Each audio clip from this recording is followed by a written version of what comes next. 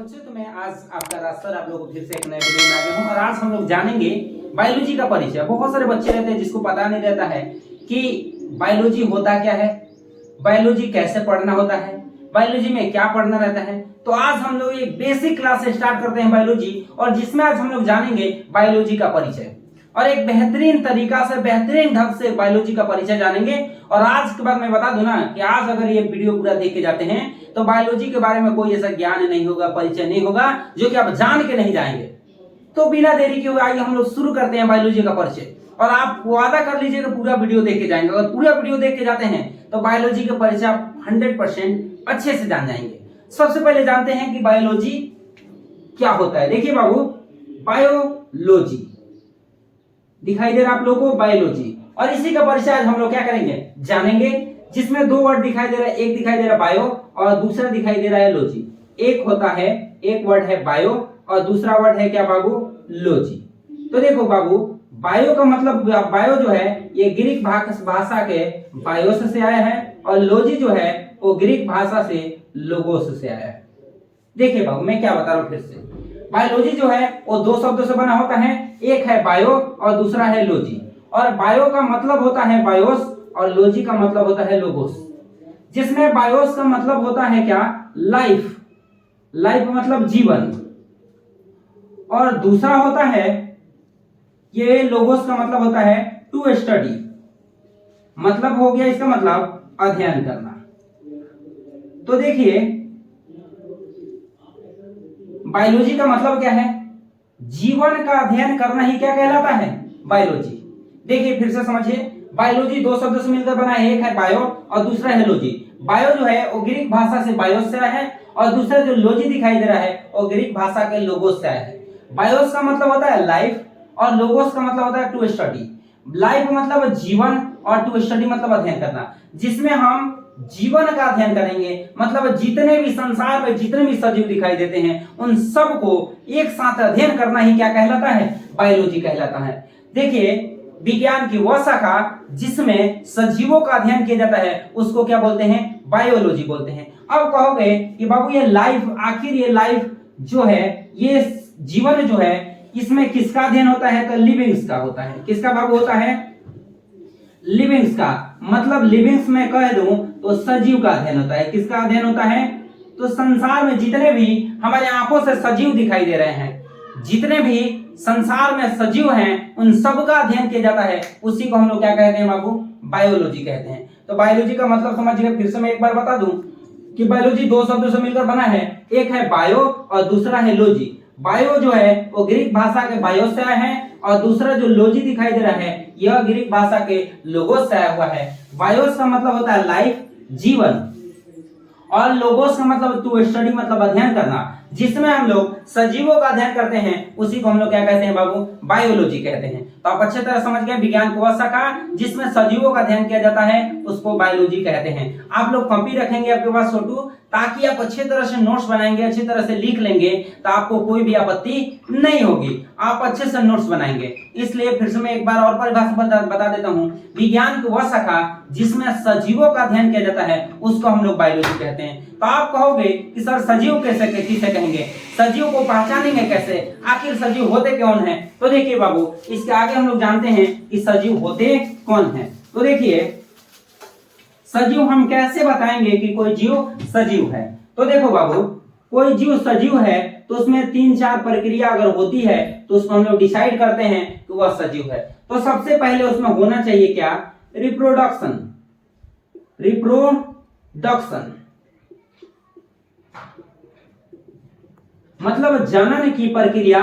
उस अगर किसी जीव में जनन की प्रक्रिया हो रहा है उसको हम लोग क्या बोलेंगे, सजीव।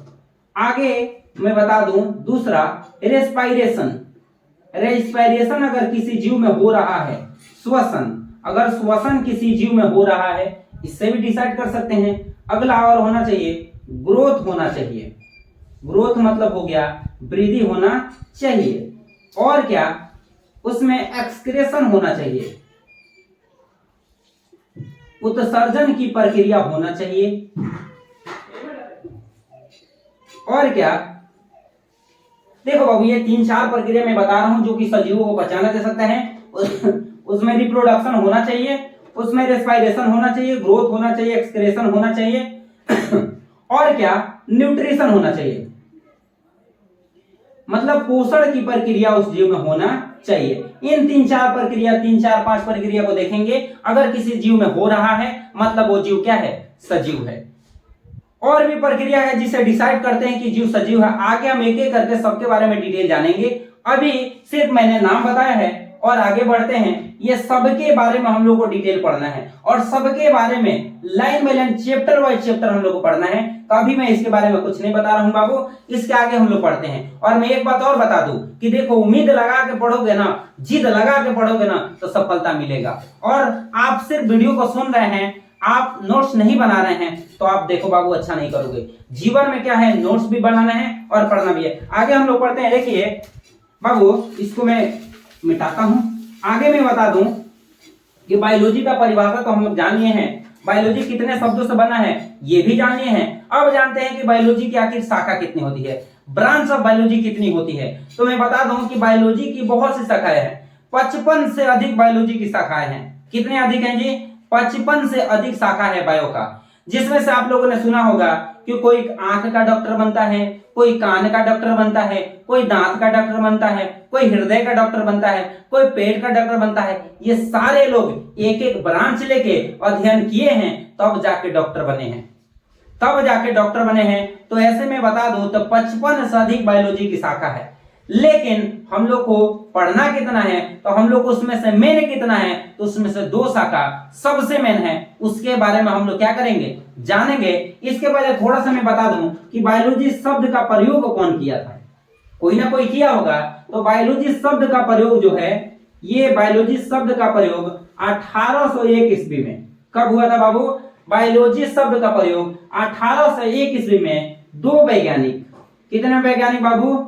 2 वैज्ञानिक मिलकर किए थे बायोलॉजी शब्द का प्रयोग सबसे पहले, जो कि थे, एक थे लैमार्क। कौन थे बाबू? लैमार्क। और दूसरा वैज्ञानिक थे ट्रेविरिनियस। ट्रेविरिनियस, ट्रेविरिनियस।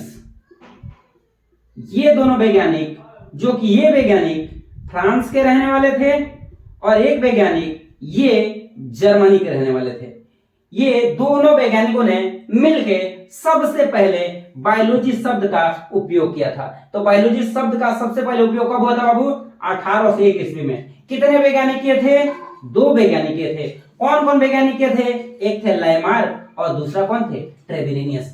और ये लैमार्क कहां के रहने वाले थे बाबू? फ्रांस के रहने वाले थे। ट्रेविरिनियस कहां के रहने वाले? जर्मनी के रहने वाले थे बाबू। देखो अच्छे से अगर पढ़ते हो ना, तो एकदम दिमाग में प्रवेश कराए, एकदम दिमाग में जाएगा। दिल दिमाग में जो बैठ गया ना, तो कभी भूलोगे नहीं। और देखो जिद से पढ़ो, जब तक जिद से नहीं पढ़ोगे तब तक कुछ मिलने वाला नहीं है। बोला गया ना, कामयाबी हाथों के लकीरों में नहीं, कामयाबी हाथों के लकीरों नहीं, माथों के पसीनों में होती है।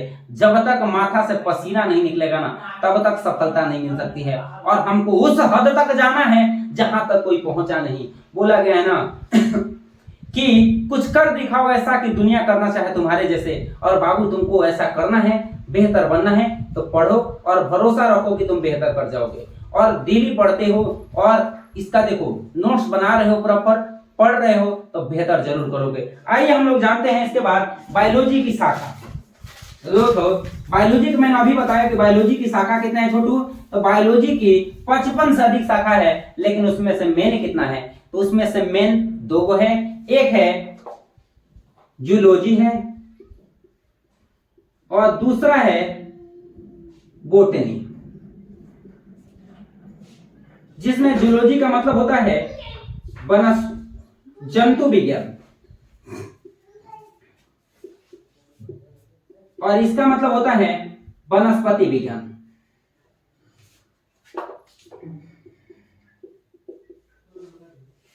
तो देखो बाबू, मैं बता दूं कि बायोलॉजी की मेन शाखा कितना है? 2 है। एक है जूलॉजी और दूसरा क्या है? बोटनी। तो जूलॉजी का मतलब हुआ एनिमल, जंतु विज्ञान मतलब क्या? एनिमल। इसमें हम लोग किसका अध्ययन करेंगे? एनिमल का।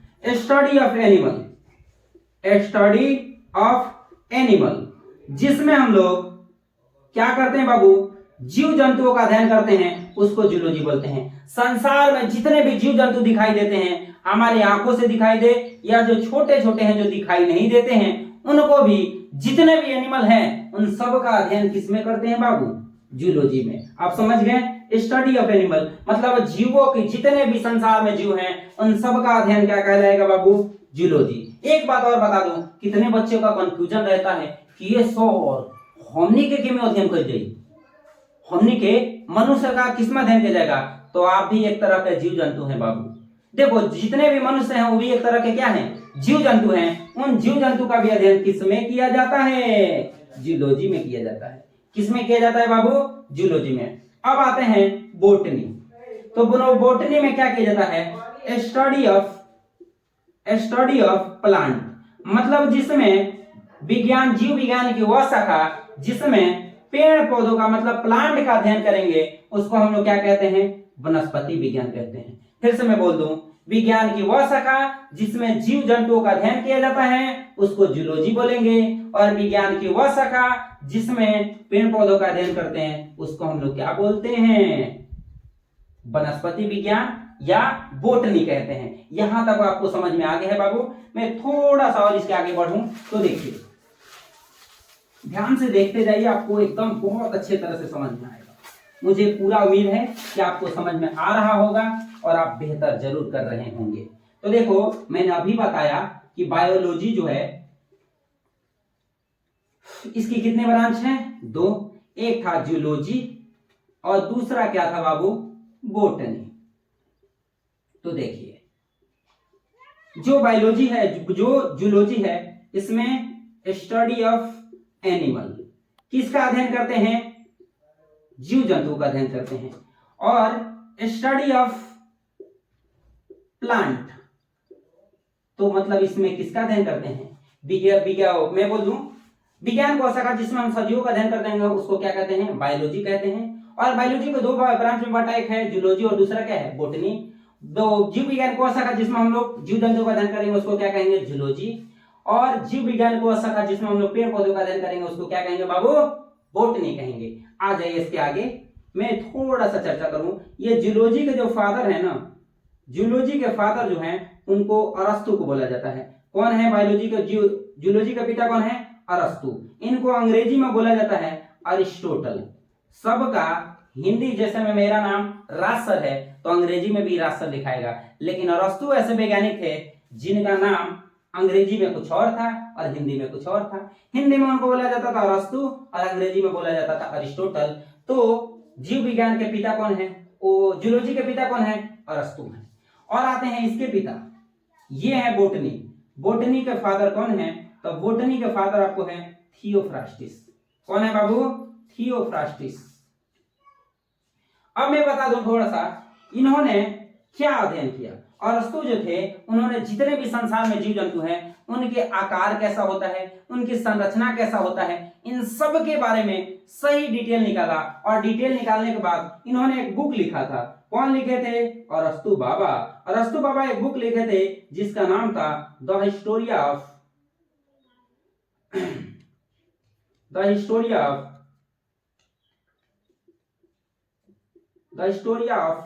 एनिमेलिया।